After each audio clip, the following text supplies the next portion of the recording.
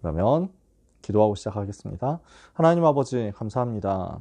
사랑하는 고3 랩런트들을 대학 현장으로 파송하는 중요한 응답의 시간표 속에서 말씀을 이 시간 같이 나누게 하시니 감사합니다. 언약 붙잡는 응답의 날이 되게 하옵소서. 영적 집중하는 축복의 날이 되게 하옵소서. 사탄의 권세가 무너지는 은혜의 시간, 오직 그리스도만 높아지는 증거의 시간 되게 하여 주옵소서. 예수 그리스도의 이름으로 기도합니다. 아멘. 이번 파송전 집중훈련 컨셉을 물론 제가 여러분과 함께 대학부로 올라가게 될 거라는 것은 상상도 하지 못했습니다.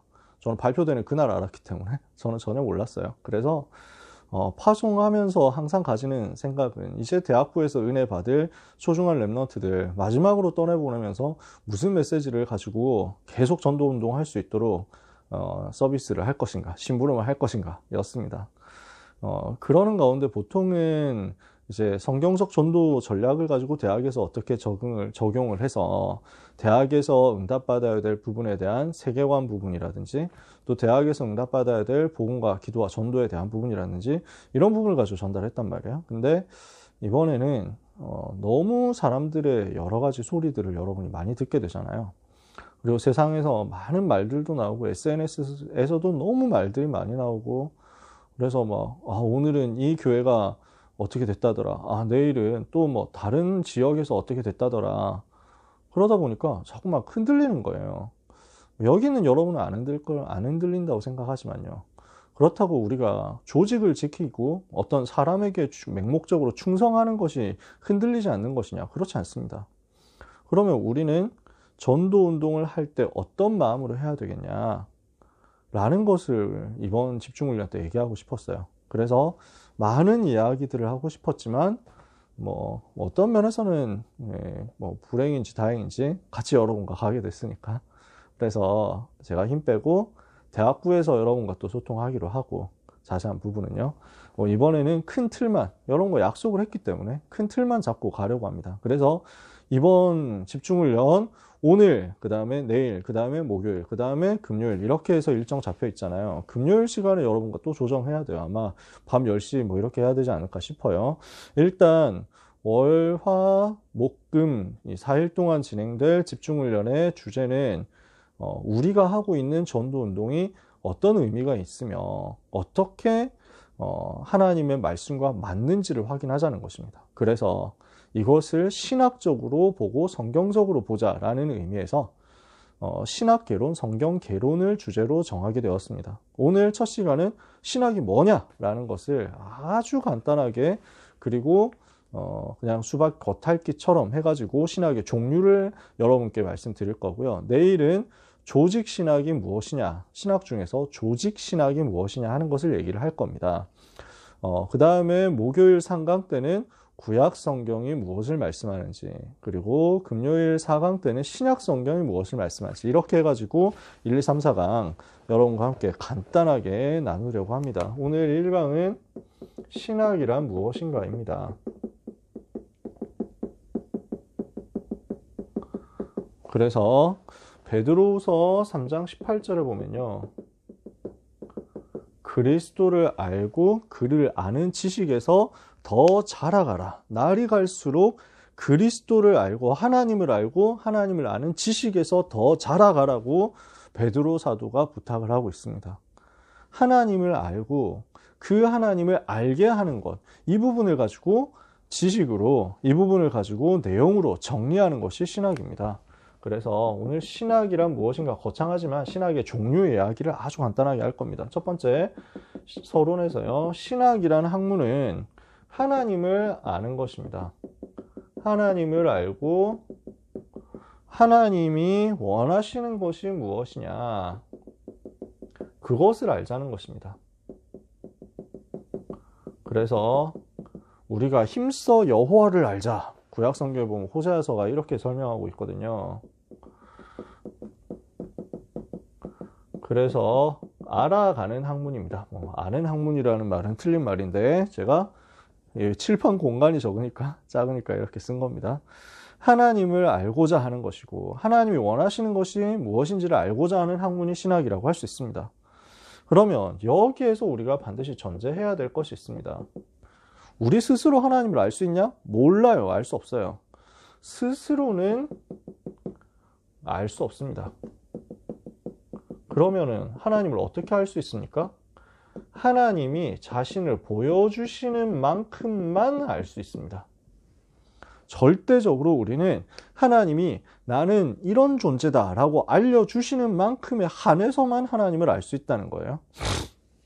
그러면 그게 어디에 나와 있냐? 성경에 나와 있는 거죠. 그래서 성경 66권을 통해서 우리는 하나님을 알고 하나님이 원하시는 것을 알아가는 겁니다. 그러면 이게 왜 필요하냐? 신학이라는 것이 왜 필요하냐란 말이에요. 지속할 전도운동의 시스템을 만들어야 되거든요.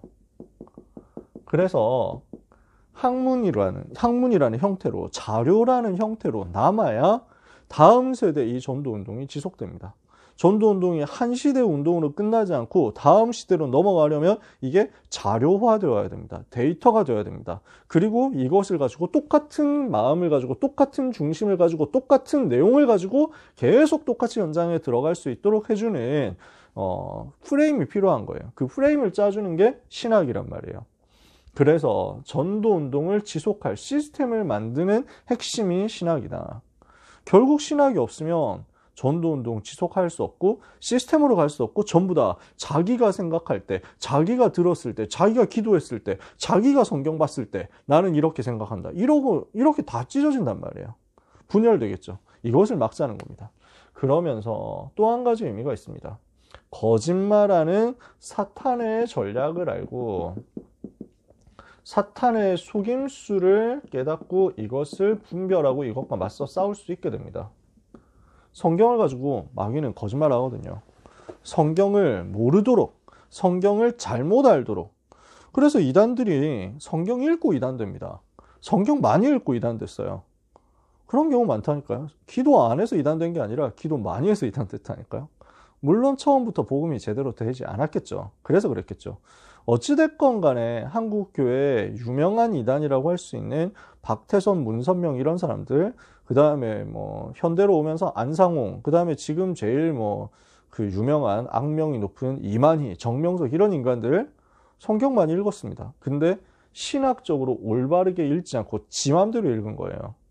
그러니까 자기가 신이구나, 자기가 메시아구나, 자기가 재림주구나 이런 식으로 완전 사탄이 하는 거짓말에 잡히도록 덮여 씌이도록 그렇게 성경을 읽은 겁니다. 그러니 우리는 이 부분을 알고 분별해서 싸울 수 있어야 되죠. 이단들이 렘넌트들을 공격할 때, 성도들을 공격할 때 성경을 가지고 공격합니다. 이 구절을 이렇게 보면은 이렇게 되고, 그래서 이 구절이 이렇게 연결되는데 이 구절은 이렇게 되고, 이렇게 보니까 해서 이만희가 보혜사다 이러고 있는 거예요. 안상홍 님이 성령이다 이러면서 막 말도 안 되는 거짓말을 하고 쌉소리들을 하거든요. 그걸 보고 우리가 응 개소리입니다 하고 응 아닙니다, 이거 성경 이렇게 읽는 거 아니에요 하고 분별하게 해주는 게 신학이란 말이죠. 그러면 신학에는 4가지가 있습니다. 첫 번째, 조직신학입니다. 말이 어려운 말 같지만 저도 되게 어렵다고 생각했거든요. 조직신학 되게 힘들겠다, 되게 어렵겠다 생각했는데 신학교 가서 배워보니까 어려운 게 하나도 없어. 하나님이 어떤 분이시냐, 하나님이 누구시냐 하는 것을 설명하는 겁니다. 두 번째, 인간은 어떤 존재냐라는 것을 설명합니다. 찾아보는 거예요. 세 번째, 예수 그리스도는 도대체 누구시며 무슨 일을 하셨는가, 이걸 보는 겁니다. 네 번째, 어떻게 해야 하나님을 만날 수 있는가, 어떻게 해야 구원받는가 설명하는 거죠. 다섯 번째, 구원받은 하나님의 자녀, 성도는 어떻게 되었는가, 그래서 교회는 어떤 곳이고 구원받은 하나님의 자녀가 받은 축복이 무엇인가. 여섯 번째, 예수 그리스도는 어떻게 다시 오시는가. 요걸 기본적인 주제로 해서 설명하는 것이 조직신학입니다. 즉, 요런 주제를 두고 성경 66권 속에 있는 성경 구절들을 근거로 찾아내서 주제 중심으로 성경을 따로따로 빼내가지고 묶어내서 해답을 조직적으로 구성하는 겁니다. 그래서 이 주제에 맞게 성경 구절들을, 이 주제에 맞는 성경 구절들을 찾아내가지고 따로따로 묶어놓은 것을 말합니다. 이거하고 비교할 수 있는 게 두 번째 성경신학입니다. 그러면 성경신학은 어떤 신학이냐? 성경 66권이 어떤 책인지, 무엇을 말씀하시는지를 찾아내고 해석하는 겁니다. 그래서 그 의미, 그 주제, 그 내용들을 가지고 연구하고 해석하고 전달하는 거죠. 이게 성경신학이에요. 그래서 여기에 필요한 게 원어 이해입니다. 구약 성경은 히브리어로 적혔죠. 그 다음에 신약 성경은 헬라어로 기록됐죠. 그래서 이 히브리어를 통해서 이 성경 구절이 이 성경 구절의 의미가 왜 헷갈린다 했을 때는 원어로 들어가 보는 거예요. 원어에서는 어떻게 됐냐 이렇게 찾아 들어가는 거죠. 또 그래서 뭐 히브리어는 어떻게 써 있지? 헬라어는 어떻게 써 있지? 이렇게 해가지고 분석해서 들어갈 수 있습니다. 근데 목표는 언어를 잘 알고 그 단어를 잘 아는 데 있는 게 아니라 성경의 의미를 잘 이해하는 거죠. 그래서 원어를 이해할 수 있으면 좋지만요. 그렇지 않더라도 여러 번역본을 가지고 교차 검증을 할 수 있습니다. 그러니까 성경 번역본들이 많이 있어요. 지금 우리가 쓰고 있는 것들은 제일 많이 쓰고 있는 것이 표준적인 개역 개정판 성경입니다. 한글 개역 개정판. 그럼 개역 개정판은 어디서 왔냐? 개역 한글판에서 왔습니다. 개역 한글판을 조금 개정한 것이 개역 개정판이란 말이에요. 새 번역도 있습니다. 천주교하고 한 아주 엉망으로 번역한 공동 번역도 있습니다. 그 다음에 굉장히 좋다라고 생각하는 사람들이 있고 저도 어느 정도는 인정합니다만 그것만이 유일한 성경이다라고 하면 안 된다라고 생각하는 성경이 킹 제임스 성경입니다. 흠정역이라고 하는 그런 여러 가지 번역본들이 있습니다.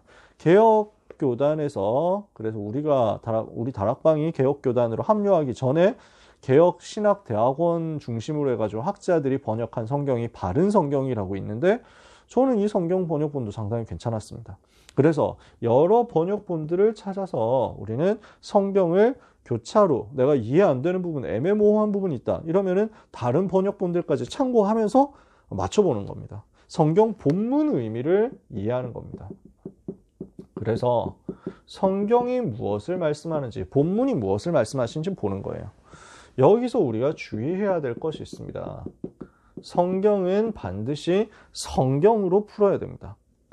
성경으로 해석하는 겁니다. 성경 해석은 성경으로 하는 거예요. 이게 무슨 말이냐면 반대말 생각하면 돼요. 성경을 해석하기 위해서 다른 지식, 다른 학문, 세상 것들을 끌고 들어오지 말라는 거예요. 그래서 이걸 가지고 두 가지 성경 비평이라는 것이 있는데 본문 비평이 있습니다. 그러면 이 본문 비평은 뭘 말하냐면 성경 본문 속에서 다른 한 가지 사건을 두고 이 사람은 이렇게 기록하고 저 사람은 저렇게 기록했는데 그 차이는 뭘까라는 것을 성경 안에서 찾는 겁니다. 성경을 보면서 찾는 겁니다. 그러니까 왜 마태는 이렇게 기록했지? 왜 마가는 이렇게 기록했지? 왜 누가는 이렇게 기록했지? 왜 요한은 이렇게 기록했지? 라는 겁니다. 이걸 찾는 거예요. 그래서 예를 들어서 마태, 마가, 누가복음에는 주는 그리스도시요 살아계신 하나님의 아들이십니다. 이거 고백하는 사건이 나옵니다. 근데 요한복음에는 베드로가 고백한 요 사건이 안 나옵니다. 그러면 왜 그렇게 되었을까를 보는 겁니다. 그걸 성경을 통해서 서로 성경 본문을 통해 가지고 사건들을 통해서 보는 거죠.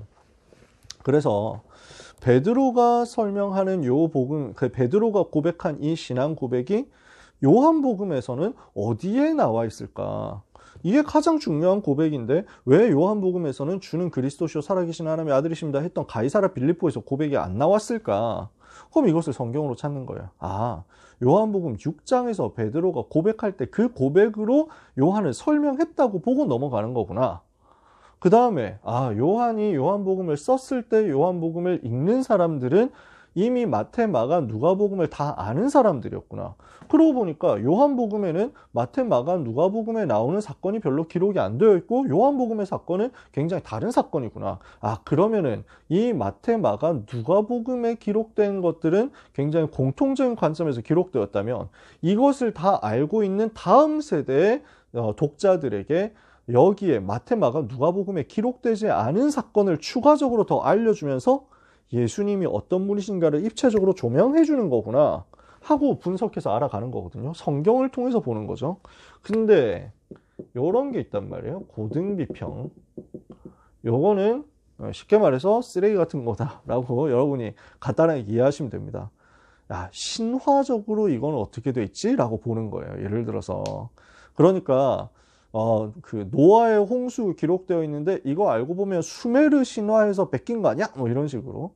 요셉이 뭐 형들한테 팔려가지고 갔는데 이거 이집트 신화에서 베낀 거 아니야? 뭐 이런 식으로 끌고 들어오는 거죠. 그러니까 지가 알고 있는 세상의 지식을 가지고 성경을 분해하고 성경을 잡아뜯고 성경이 이거는 틀렸네라고 보는 거예요. 즉 우리는 성경을 어떻게 해석하느냐? 성경을 다른 성경 본문을 통해서 해석하는 겁니다. 성경을 철저하게 성경으로 해석하는 거예요. 그리고 우리가 성경을 해석하고 본문을 이해하는 관점은 성경 66권에는 하나님의 말씀, 성경 66권은 하나님의 말씀이기 때문에 1.1획도 틀리지 않고 완벽하다라는 관점으로 보는 거예요. 근데 이게 우리가 본문 비평을 할 때 자세거든요. 근데 고등 비평을 하는 인간들은 성경도 사람이 만든 거야. 그러니까 누군가 짜집기를 한 거야. 누군가 주작을 한 거야. 누군가 이거 나중에 사람들이 막 바꾼 거야. 거짓말 친 거야. 이건 말도 안 돼. 라고 하면서 성경을 안 믿으면서 가는 거죠. 우리는 성경을 성경으로 해석한다. 그 말은 믿음으로 성경을 보고 모든 의문을 성경 안에서 다른 본문을 보면서 찾아낸다. 이 구절에 대해서 의문이 있으면 다른 구절 속에 답이 있다.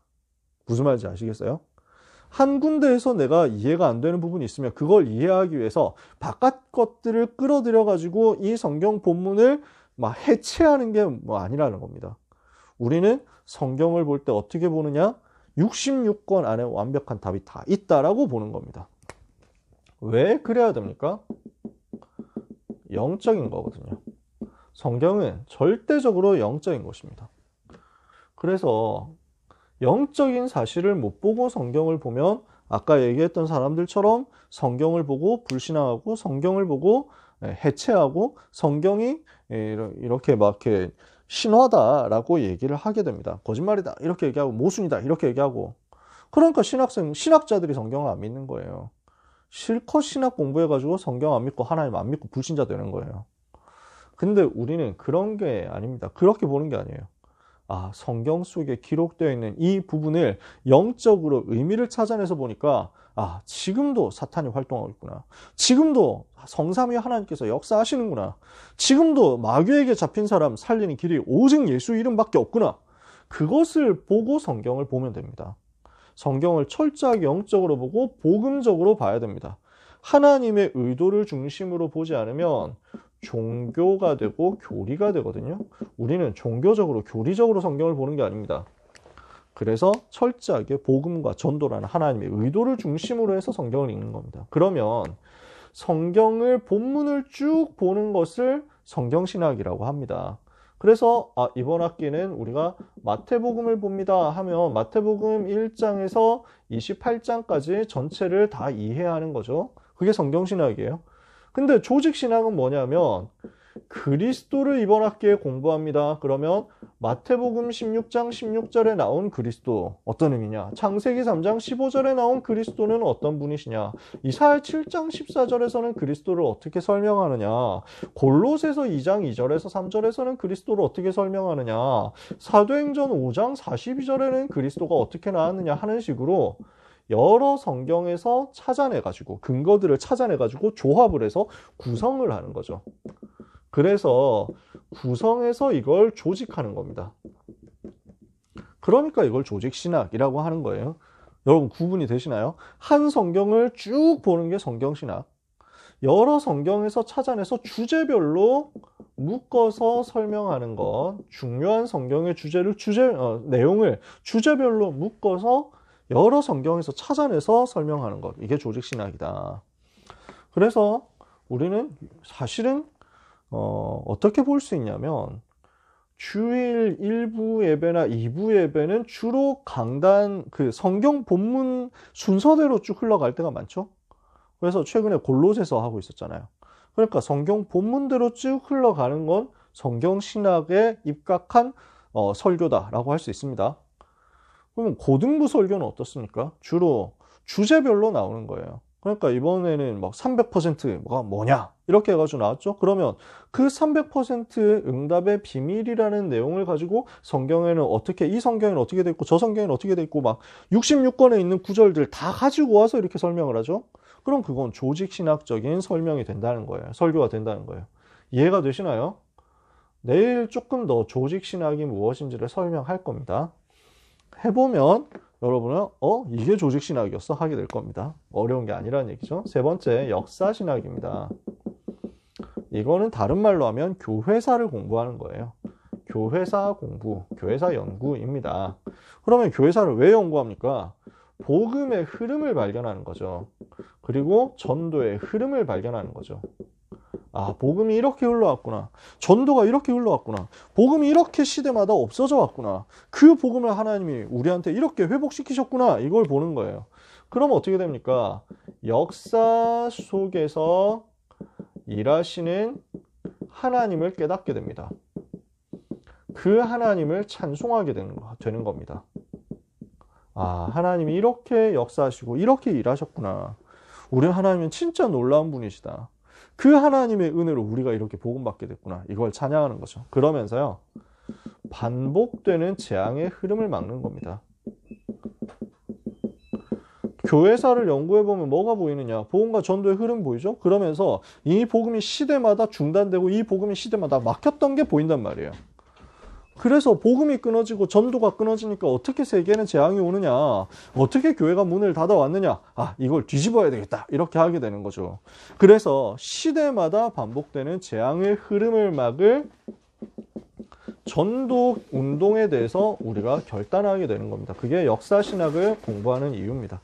자, 마지막은요, 실천신학입니다. 그러면 이 실천신학은 뭘 말합니까? 교회를 섬기고 또 성도를 살리기 위해서 실제적인 것들을 하는 겁니다. 아주 실제적인 실천들을 하는 거예요. 그걸 어떻게 할 것이냐라는 것이 실천신학입니다. 말 그대로예요. 그래서 우리가 복음운동 제대로 하고 전도운동 제대로 하려고 하면 반드시 전문화 시켜야 되는 부분이 있습니다. 예를 들어서 예배는 어떻게 드려야 되느냐, 그걸 실천신학에서 공부하는 겁니다. 기도는 어떻게 해야 되죠? 설교는 어떻게 해야 되죠? 우리가 제일 많이 하는 거 있습니다. 전도학입니다. 여러분, 전도학 시간이 토요 훈련 때마다 있잖아요. 랩넌트 전도학. 그 전도학이라는 게 원래는 실천신학인 거예요. 전도 어떻게 해야 되지? 이걸 가지고 연구하는 거예요. 찬양은 어떻게 해야 되냐, 이런 학문도 있습니다. 봉사는 어떻게 해야 되냐, 이런 것도 있습니다. 다 마찬가지로 교회에서 다루는 겁니다. 성찬은 어떻게 해야 되는지, 이런 모든 부분들을 구체적으로 교회 안에서 해야 되는 것들을 알려주는 것, 전문화시켜주는 겁니다. 그래서 우리는 지금도 실천신학에 대해서 하나씩 찾아낼 수 있습니다. 목회는 어떻게 해야 되고 신방은 어떻게 해야 되는지, 이런 부분들 다 여기에 속한 겁니다. 그러면 우리는 전도와 선교를 위해서 해야 되는 작은 실천을 자꾸 쌓아가는 겁니다. 이것이 영원한 응답이 되고 영원한 응답의 작품이 됩니다.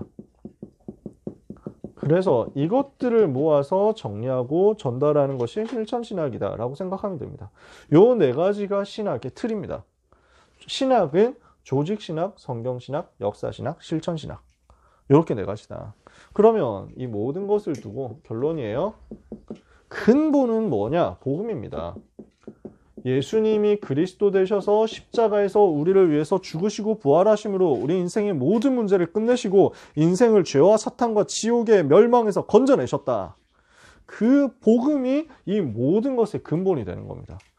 그러니까 결국 모든 신학은 복음을 설명하기 위해서 나온 거고, 이 복음을 구체화해서 다른 후대에게 전달하고 이 복음과 복음 아닌 것을 구분할 수 있도록 해주기 위해서 만들어진 거거든요.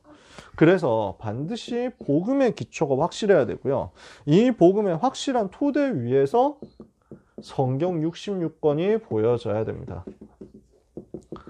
복음 속에서 복음의 굳게 만들어진 그 토대 위에서, 틀 위에서 성경 66권을 보아야 됩니다. 그게 신학을 이해할 수 있는 방법입니다.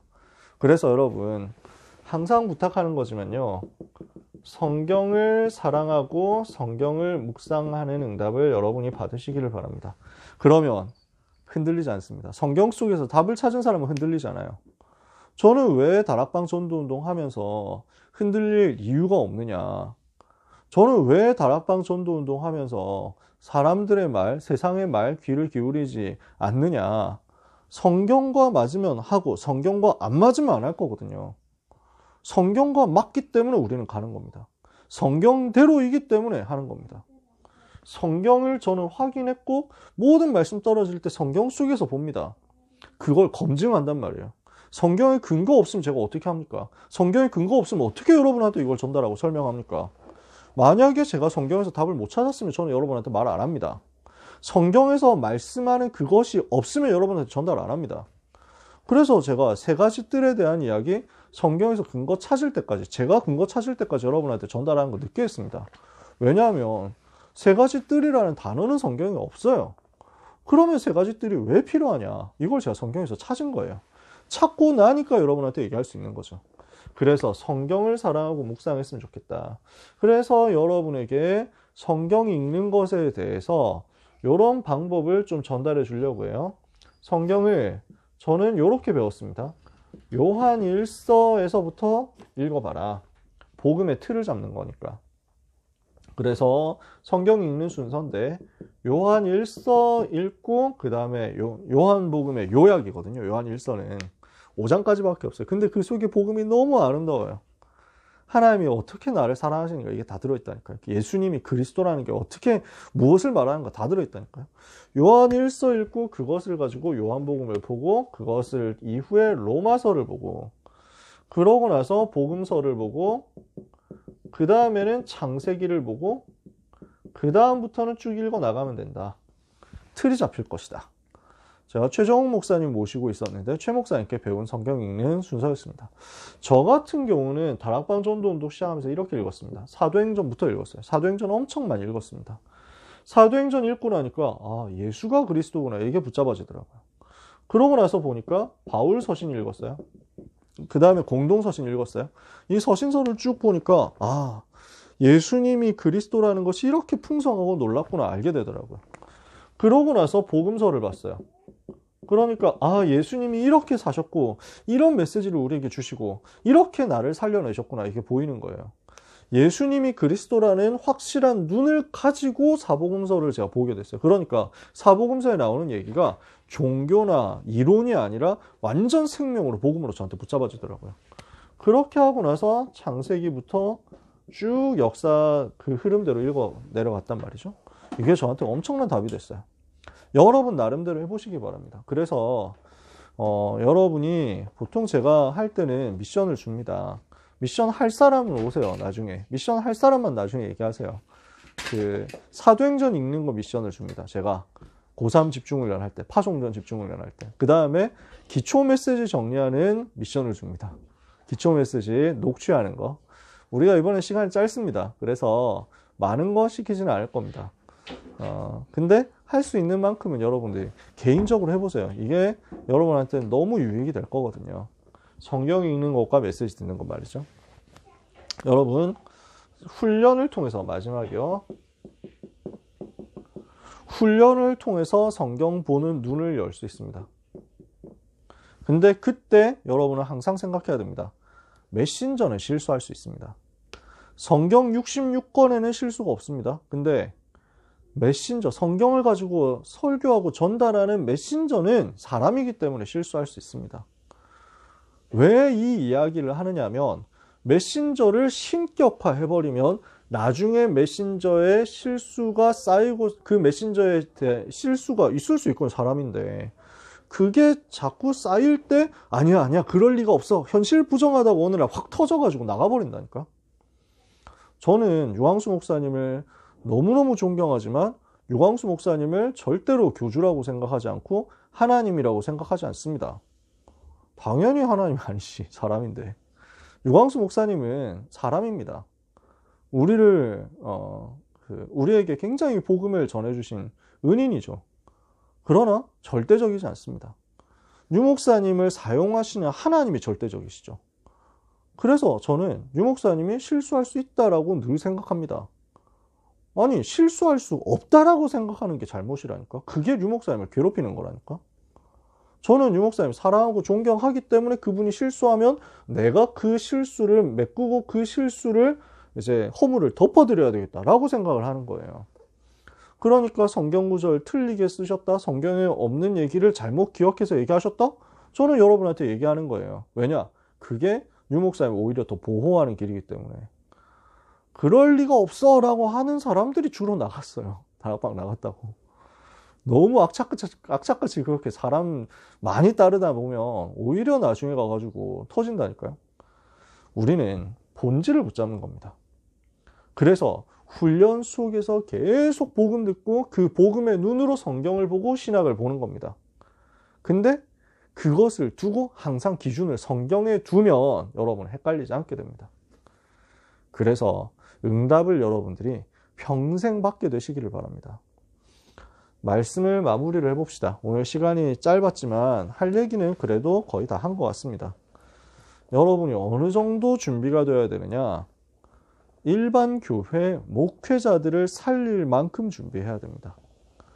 그래서 이번에 신학과 성경이라는 두 가지 주제로 얘기를 하잖아요. 뭐 사실은 같은 거죠. 오늘 신학이 이론 전체에 흐름 받고 내일 조직 신학 할 거고 모레 구약과 이제 목요일 날 구약, 금요일 날 신학 이렇게 할 건데 여러분한테 이렇게 얘기를 하는 것은 신학과 성경이라는 이 두 가지를 가지고 목회자 살릴 수 있을 만큼 응답 받으시라는 거예요. 랩넌트가 그게 가능하냐? 가능합니다. 실제로 가능해요. 왜냐하면 많은 목회자들이 신학도 약하고 성경도 공부 많이 했는데 복음을 잘 몰라서 약해요. 전도의 눈으로 성경 볼 줄을 몰라가지고. 그러니까 이거는 비하하고 비아냥되는 게 아닙니다. 우리가 도와야 되고 우리가 섬겨야 된다는 얘기입니다. 저는 우리가 가장 낮은 자세로 섬기면 다 우리가 섬기고 도울 수 있다고 생각합니다. 저는 한국교회, 세계교회 섬기고 돕고 같이 가고 싶어요. 우리에게 하나님 주신 은혜를 따라서 그분들을 섬기고 싶거든요. 저는 랩넌트 때 그 응답을 대단하지는 않지만 군대에서 살살 체험해 봤어요. 그러니까 제가 목사님을 어떻게 가르칩니까? 근데 하나님께서 그렇게 은혜를 주시는 거예요. 군대 목사님을 섬기면서 가장 낮은 자세로 섬기면서 목사님이 하신 메시지를 전부 녹취해가지고 자료로 만들어서 전달 다 하고 그러면서 목사님 강단 말씀을 주제로 해가지고 계속 복음운동 펼친 거예요. 그러니까 목사님이 감동되시는 거예요. 제자 훈련을 저한테 맡기시더라고요. 제자 훈련을 목사님이 해야 되는데 나보고 하라고. 그러니까 그때부터 완전 저는 원 없이 집중적으로 제자 훈련하고 그 제자들 불러가지고 핵심 메시지 그 기초 복음부터 해가지고 5기초 쫙 전달하고 왔어요. 그거 하니까 제대하더라고요. 그러니까 이 속에서 제가 발견한 게 뭐였냐면 랩넌트가 다 살릴 수 있다라는 거였어. 우리가 여러분이 받는 훈련은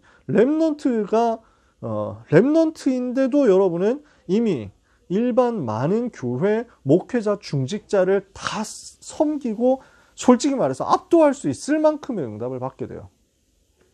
여러분이 그렇게 복을 받으시길 바랍니다. 우리는 신학이 무엇인지를 오늘 아주 간단하게 얘기했습니다.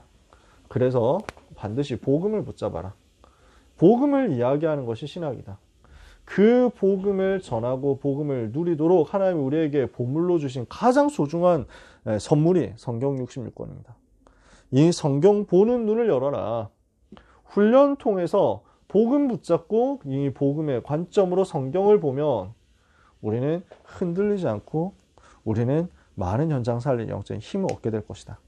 이것을 여러분 오늘 정리를 하고 내일 인도를 또 받게 되기를 원합니다. 여러분 혹시 질문 있나요? 고3 랩넌트들. 저는 집중훈련 시간은 그 설교라기보다는 강의라고 생각하기 때문에 여러분하고 되게 막 커뮤니케이션을 하면서 하고 싶다니까. 무슨 말인지 이해 안 되면 채팅 언제든지 해도 되고. 저는 이제 그 인방처럼 이렇게 생각을 하고 있기 때문에 유튜브 라이브 스트리밍처럼 생각하면서 여러분과 만나는 거기 때문에. 그래서 궁금한 거 있거나 하면은 언제든지 또 얘기해 주세요. 아시겠죠? 오늘의 시간이 이제 다음 다락방 벌써 들어오고 계십니다. 그래서 우리 오늘 여기까지 하고요. 내일 이어서 진행하도록 하겠습니다. 혹시 관심 있는 사람 미션 드릴게요. 사도행전 읽는 거, 그 다음에 기초 초기 메시지 녹취하는 건데 어차피 며칠 안 하는 거니까 4일 딱 하는 거예요. 누가 검사하는 것도 아니에요. 여러분 해보세요, 그냥. 그래서 할 사람은 저한테 알려주시면 제가 녹취할 메시지 리스트 보내드릴게요. 그냥 한 글자도 안 놓치고 녹취하라고까지는 안 할게요. 여러분이 듣고 대략적으로 조금씩 적어보기만 해도 여러분은 복음이 많이 정리되는 응답 받을 겁니다. 우리 소중한 고3 랩런트들, 또 전도자 여러분들, 하나님이 주시는 최고 은혜 받게 되시기를 예수 그리스도 이름으로 축복합니다. 기도하겠습니다. 하나님 아버지 은혜를 감사합니다. 사랑하는 우리 랩런트들에게 성령의 충만함을 주셔서 한국과 세계 교회, 목회자, 중직자, 후대 다 살릴 수 있을 만큼, 섬길 수 있을 만큼 은혜 충만케 하여 주옵소서. 말씀 충만케 하여 주옵소서. 흔들리지 않도록 분명한 답 가지고 언약의 여정 가게 하여 주옵소서. 예수 그리스도 이름으로 기도합니다.